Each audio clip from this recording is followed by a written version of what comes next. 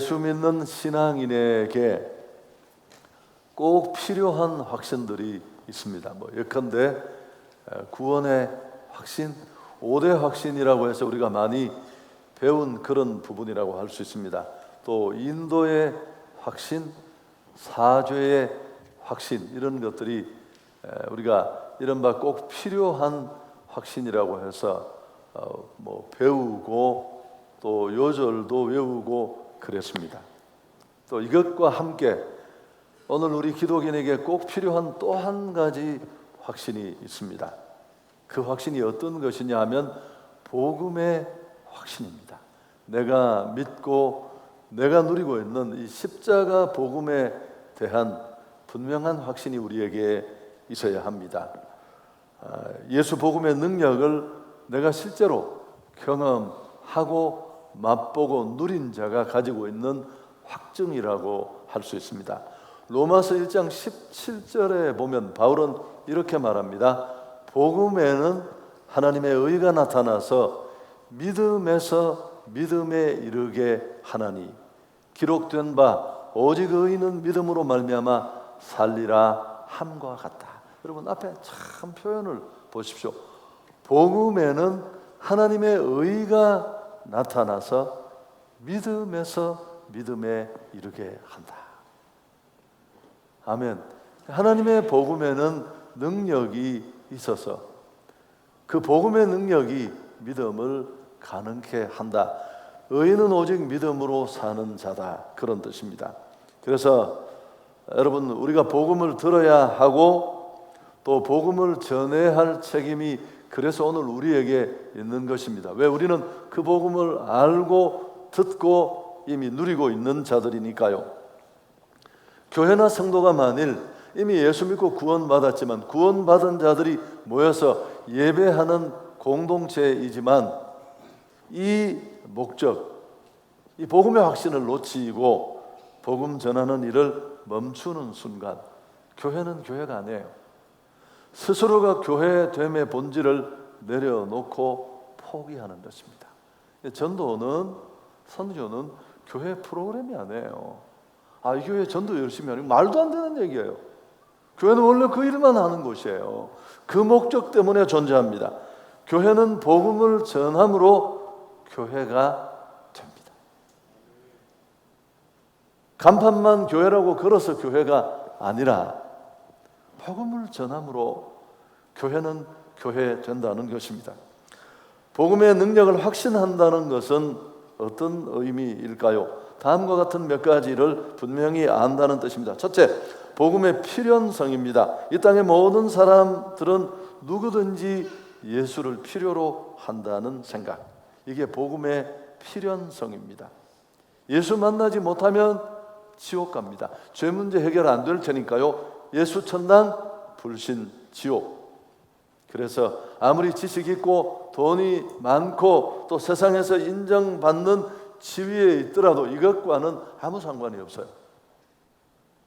여러분, 이 확신이 복음의 필연성입니다. 복음의 확신을 가진 자에게 있는 생각이죠. 두 번째는 복음의 절대성입니다. 예수님을 대신할 것은 이 땅에 아무것도 없어요. 예수님 아닌 다른 누구도 죄 문제로 고통받는 우리 인생의 문제를 해결해 줄 수 있는 분은 없습니다. 천하 인간의 구원을 얻을 만한 다른 이름을 우리에게 주신 적이 없다. 철학, 선행, 공로 그 무엇으로도 안 돼요. 성철 스님이라는 분이 계셨습니다만은 산속에 들어가서 8년, 10년 딱 무릎 풀지 않고 헛수고해요. 나름대로 자기가 뭔가 깨달음을 이루기 위해서 애쓴 건 인정하고 그의 삶을 우리가 존중하지만 사람은 사람을 구원할 수 없습니다. 또 우리가 복음의 확신을 가진다는 것은 또 한 가지 복음의 완전성을 믿는 것입니다. 예수 믿기만 하면 구원받습니다. 거기 뭘 더하거나 빼거나 할 게 하나도 없습니다. 예수님으로 충분합니다. 할렐루야. 예수는 그리스도가 되시기 때문에 그렇습니다. 우리 인생이 안고 있는 그 수없이 많은 문제들 다 죄가 만들어낸 죄로부터 파생된 것들이에요. 이 문제를 해결하기 위해서 우리 예수님은 십자가 지시고 다 이루었다.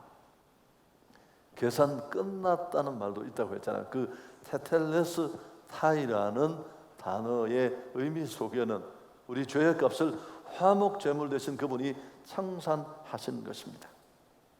우리가 복음 특히 사도행전을 살피면서 선교팀이 줄곧 외치는 게 너희들이 십자가에 못 박은 그 예수님이 그 예수가 바로 그리스도가 되신다. 선포한 이유도 여기에 있습니다.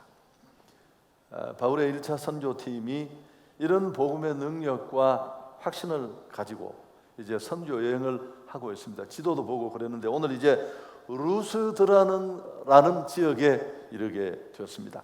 거기서 나면서 안전병이 된 사람을 만나게 되는데요. 여러분, 나면서 안전병이가 되었다는 건 무슨 뜻입니까? 한 번도 걸어본 적이 없습니다. 너무 당연한 얘기죠. 그런데 이 사람이 바울 선교팀이 전하는 복음을 듣고 바나바와 바울이 선포하는 복음을 듣고 벌떡 일어나게 된 것입니다. 눈을 번쩍 뜨게 만드는 중요한 표현이 오늘 9절 이하에 나오는데 우리 함께 한번 읽어볼까요? 바울이 말하는 것을 듣거늘 바울이 주목하여 구원받을 만한 믿음이 그에게 있는 것을 보고 큰 소리로 이르되 내 발로 바로 일어서라 하니 그 사람이 뛰어 걷는지라. 주목할 부분은 바울이 말하는 것을 듣거늘 바울이 주목하여 구원받을 만한 믿음이 그에게 있었다라는 대목입니다. 여러분, 오늘 안전병이가 일어나는 건 우연히 된 일이 아니에요.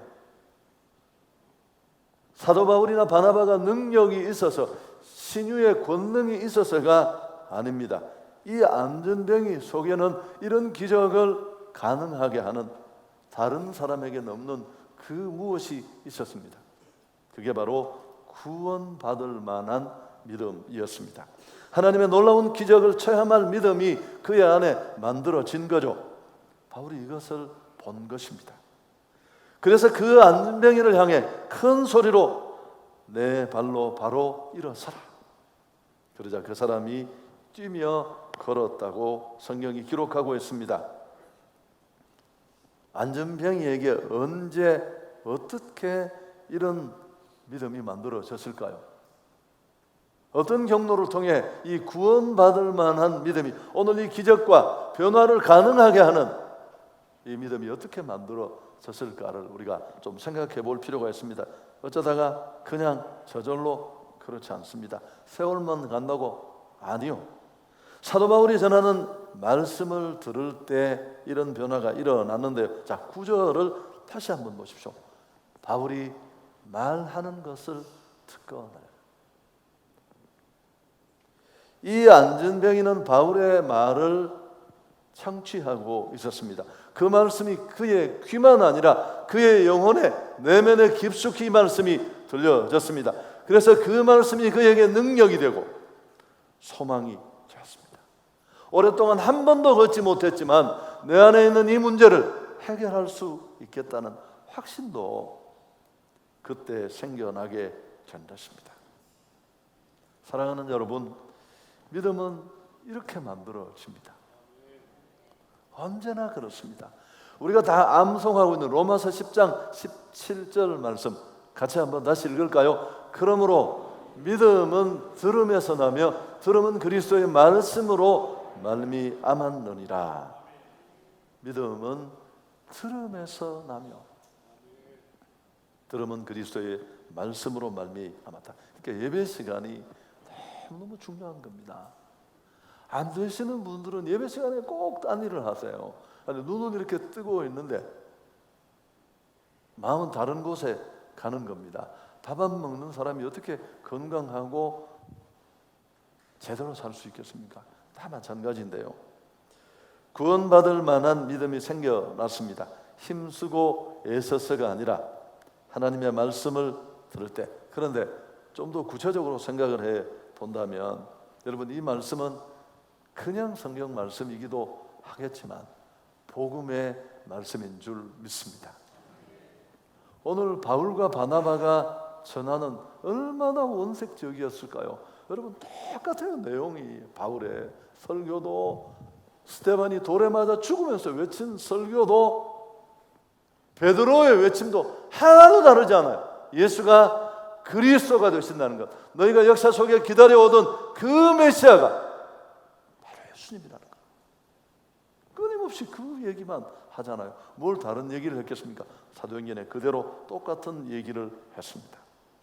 여러분, 이 말씀은 복음의 말씀입니다. 다시 정리하면 오늘 이 안전병이를 일어서게 했던 것, 아니 그의 영혼 전체를 죄 문제를 해결하고 하나님 앞에 세울 수 있었던 힘은 믿음이 가능하게 했는데, 그 믿음을 구원받을 만한 믿음이라고 얘기를 했습니다. 그 믿음이 어떻게 가능했습니까? 복음을 들을 때. 여러분, 전도주의를 지키는 이유가 여기에 있습니다. 한성교회가 행축에 열을 내는 이유가 여기 있어요. 목사가 괜히 교회 한번 키워보려고, 한성교회가 무슨 특별한 이런 전도의 스타일이 있어요. 아니에요, 여러분.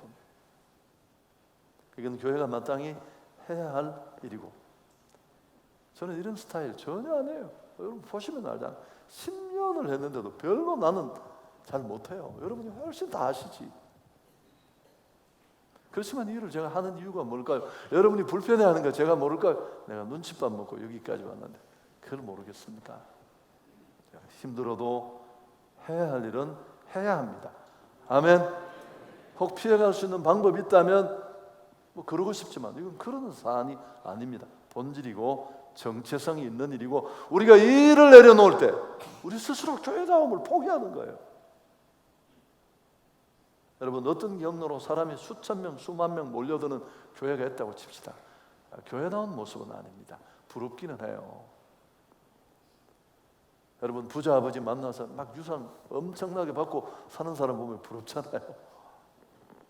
좀 다른 얘기이기도 합니다만, 많은 비용을 들이고 수고를 감수하고 우리가 애쓰고 노력하는 것 딱 한 가지입니다. 무엇 때문입니까? 복음을 한번 들려주자는 거죠. 아멘. 예수가 그리스도라는 거 한번 알려주자는 거죠. 우린 거기까지예요. 선택은 본인들이 하는 겁니다. 예수를 믿든 예수를 믿지 않든 그건 우리가 할 수 있는 일이 아니니까요. 복음을 전하는 이유가 바로 여기에 있습니다. 세상은 예수가 그리스도라는 것 모릅니다. 오늘 이 안진뱅이를 생각해 보십시오. 자기 문제에 일어설 수 없다는 이 절망이 그를 덮고 있었습니다. 이유도 모르고 원인도 모르고 그렇게 수십 년 평생을 그렇게 쭈그리고 앉아서 살았지 않겠습니까?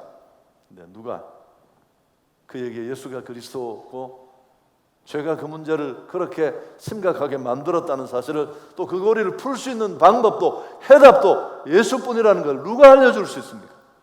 여러분 한번 답을 해보시죠. 구청 직원이 이걸 알려줄 수 있습니까? 예수 믿고 이 은혜를 누리고 있는 우리가 알려주어야 합니다.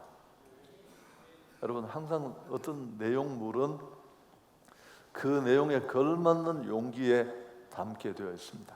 그래서 그릇이나 이런 문화가 발전하지 않겠습니까? 복음을 담기에, 예수 복음을 담아서 전달하고 소통하고 배달하기에 우리보다 더 제격인 그런 도구가 어디에 있겠습니까? 오늘 복음은 그에게 들려졌고 그 복음이 그에게 생명을 주었습니다. 상황과 문제와 맞설 수 있는 힘을 주었습니다. 이 복된 소식, 기쁜 소식을 알려줘야 할 것입니다. 교회를 바라보고 있는 사람들이 교회를 오해하면 안 돼요. 이게 한번 했나요? 어떤 대학생이 늦은 시간에 지하철 4호선을 탔습니다. 올라보니까 사람이 없어요. 한 사람이 이렇게 술을 먹고 벌렁 누워 있는데 학생이 옆에 가서 앉자 갑자기 개슴츠레한 눈으로 일어나더니만 이 학생을 보고 이 차 기름으로 가지요. 그 학생이 한참을 생각하다가 아닙니다. 전기로 갑니다. 이분이 조금 있더니만 그 다음 미아역에 막 갑자기 총알처럼 튀어내리더라고요. 왜 저러는가 싶었는데 그 다음 역이 이르자 광고 멘트가 나왔습니다. 다음 내릴 역은 기름역입니다. 안 눕는 분들은 도대체 무슨 생각을 하신 거예요? 그래서 이 학생이 집에 가서 깊이 생각으로 내가 잘못했구나. 나는 나름대로 친절을 베푼다는 게 기름으로 가느냐고 묻길래 기름으로 가지 않고 이게 전기로 가니까 제가 못 알아듣는 분들 때문에 얘기를 해드린 겁니다. 여러분, 교회가 뭘 하는 곳인가? 교회가 무슨 로터리 클럽 비슷하게 구원받은 사람들이 모여서 구원을 더 누리고 더 깊이 향유하는 정도로, 물론 그런 기능도 있습니다. 여러분, 그건 고유한 기능이 아니에요. 훈련받고 또 성경을 깊이 하는 거 필요합니다. 그거 다 어디 쓰려고요? 옆에 사람이 죽어가는데 복음은 몰라 이렇게 쭈그리고 앉아 그냥 죽음으로, 여러분, 육신에 갇혀있는 시간은 절망이 아니에요. 더 큰 절망이 그들을 기다리고 있잖아요. 심판, 영원한 형벌.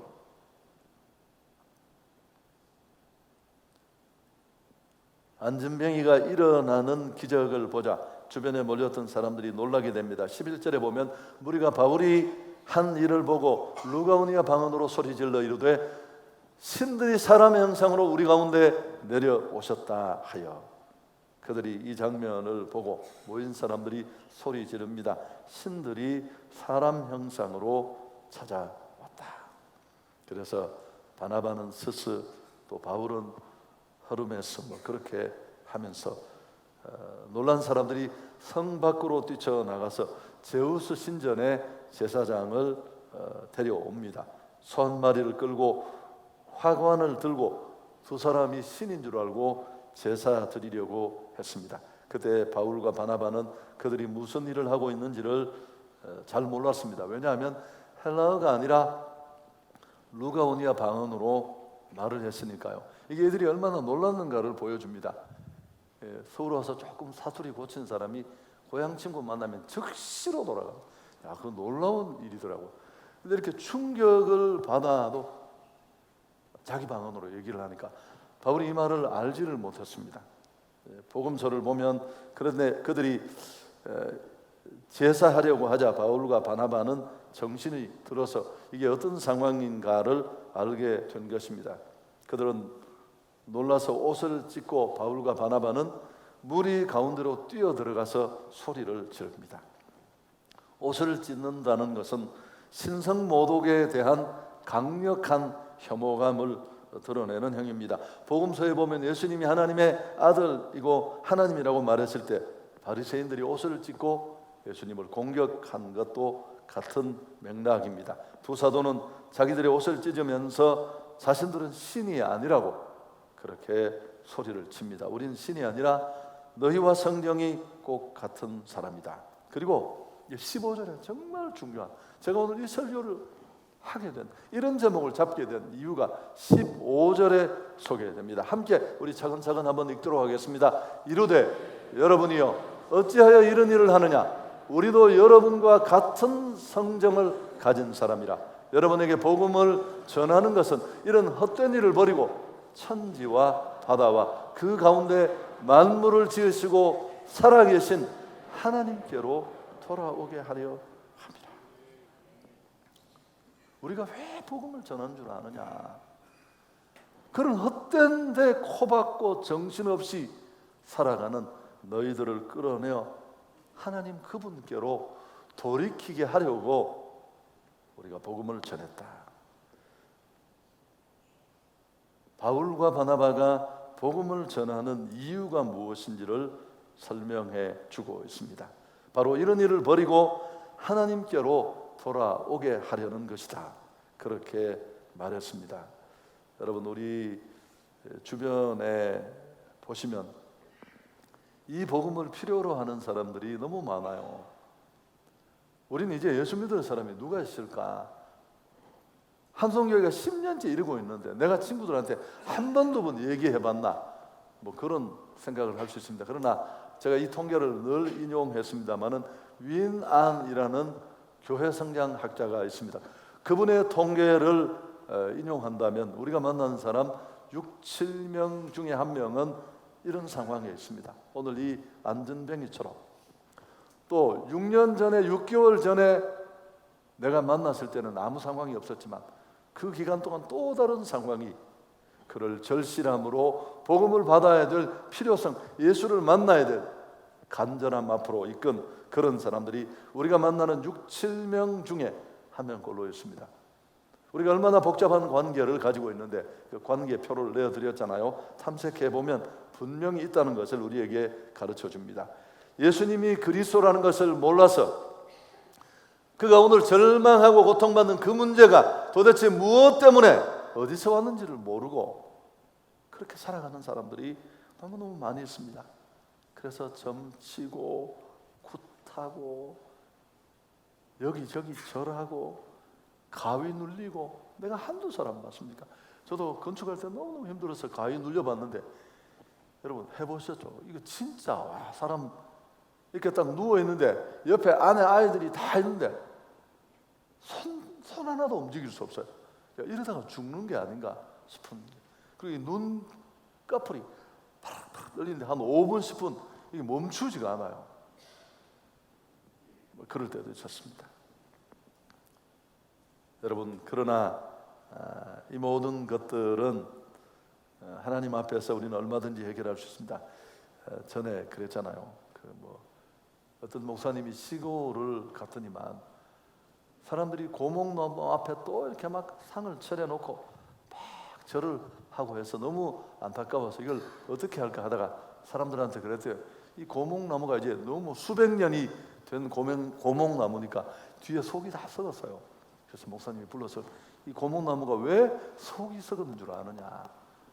자기는 아무런 문제도 해결하고 복도 줄 수 없는데 사람들이 찾아와서 하도 절을 하고 복을 비니까 속이 다 썩었다고. 이거 더 재미있게 얘기를 해야 되는데, 여러분, 하나님이 사람을 하나님의 형상을 따라 창조하신 까닭이 있습니다. 그건 바로 우리를 하나님으로 살도록 하기 위해서인 줄 믿습니다. 하나님 안에서 하나님을 누리며 생명과 축복과 행복의 근원이 되신 그 하나님으로 살아갈 수 있는 것, 그런 존재로 우리를 만드시기 위해서입니다. 흙을 떠난 초목 혹 살 수 있습니다. 물을 떠난 물고기가 혹 살지 모르지만 하나님을 떠난 인생은 살 수 없습니다. 절망과 심판, 영원한 형벌이 기다리고 있을 뿐입니다. 그런데 그 일을 모르고 우상에 매여서 휘둘리면서 자유도 행복도 생명도 축복도 다 놓쳐버린 그들을 다시 주님 앞으로 돌아오게 하기 위해서 하나님은 자신의 하나님 되심을 여러 가지로 나타내셨습니다. 그 전에도 오늘 16절, 17절 뒷부분에 보면 하나님이 지나간 세대에는 모든 민족으로 자기들의 길들을 가게 방임하셨으나 그러나 자기를 증언하지 아니하신 것이 아니니 곧 여러분에게 하늘로부터 비를 내리시며 결실기를 주시는 선한 일을 하사 음식과 기쁨으로 여러분의 마음에 만족하게 하셨느니라 하고, 하나님은 예수님 보내주시기 전에도 자연을 통해 하나님을 알 수 있도록 했다는 겁니다. 이걸 자연 계시라고 하잖아요. 로마서 1장 20절에서 바울은 그런 만물을 봐도 그 만물 속에 분명히 드러난 하나님의 손길, 너희들 핑계 못한다, 그렇게 역설했습니다마는 사람들은 하나님이 만드신 만물을 보고 그 만물을 만드신 하나님을 바라봐야 될 텐데 하나님이 만드신 달을 보고 거기 절하고, 나무 크다고 수백 년 산다고 거기 절하고, 그러면서 정말 하나님은 바라보지 못했다는 겁니다. 그래서 이 두 사도는 속이 타신 하나님이 예수님을 이 땅에 보내서 하나님이 사람의 몸을 입고 오신 그분이 사람들에게 하나님을 보여주셨고 그분이 바로 하나님을 만나는 길이라는 것을 역설합니다. 다른 거 보지 말고 하나님 바라보아라. 그렇게 선포하고 있습니다. 복음이 무엇입니까? 왜 우리가 복음을 전해야 합니까? 답을 모르고 답이 없어 고통당하는 사람들에게 문제 해결자 되신 이 그리스도를 알려줘야 될 책임이 우리에게 있는 줄 믿습니다. 고린도전서 1장 21절 함께 읽습니다. 하나님의 지혜에 있어서는 이 세상이 자기 지혜로 하나님을 알지 못하므로 하나님께서 전도에 미련한 것으로 믿는 자들을 구원하시기를 기뻐하셨다. 세상은 몰라요. 여러분 아셨습니까? 나도 몰랐어요. 우리가 전도하지 못하는 이유 7가지라는 글을 내가 읽었는데, 첫째, 무조건 전도하기 싫어서 고상하게 살고 싶다는 거죠. 불편하게 대학원까지 나온 내가 뭐 교회 가자 이런 이야기 좀 그렇다. 여러분 과연 그럴까요? 두 번째, 꼭 예수 믿어야 하는지를 몰라요. 그게 꼭 예수여야 하느냐, 이 부분에 확신이 없는 거죠. 세 번째, 제가 여기까지만 말씀드리겠습니다. 구원에 대한 확실한 경험이나 감격이 자신에게 없어요.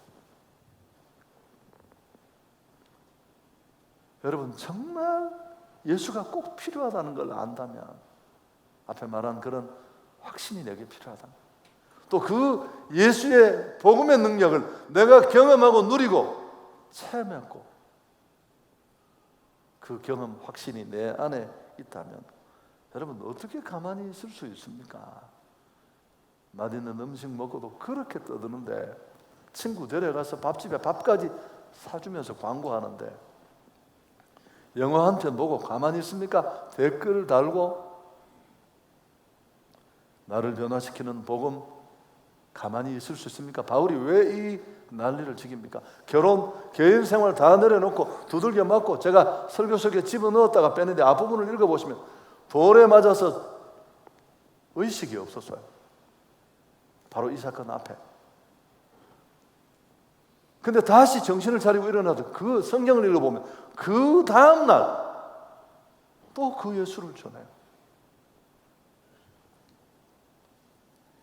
생명 걸고 복음 전하는 이유가 뭔지, 왜 나는 이렇게 어정쩡한지 곱씹어 보십시오. 여러분 저는 굉장히 내성적인 그런 성격입니다. 봐도 그렇게 보이시나요?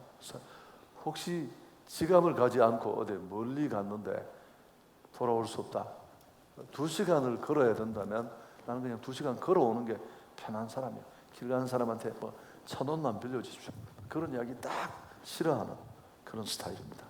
근데 제가 이제 예수님을 만났습니다.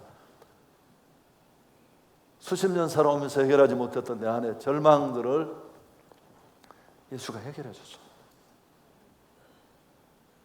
너무 감격스러웠습니다. 난 잘 살고 싶었는데 잘 살지 못했어요. 여러분 너무 좋아서 제가 가만히 있었겠습니까? 이 내성적인 제가 제 사랑하는 친구 12명을 뽑아서 전도 편지를 쓰기 시작했어요. 12명에게 다 보냈어요. 그때 한참 이슬비 전도 편지가 유행할 때였어요. 그 중에 몇 사람은 그 일 때문만은 꼭 아니겠지만 가족들의 구원, 또 다른 많은 통로가 있었겠지만,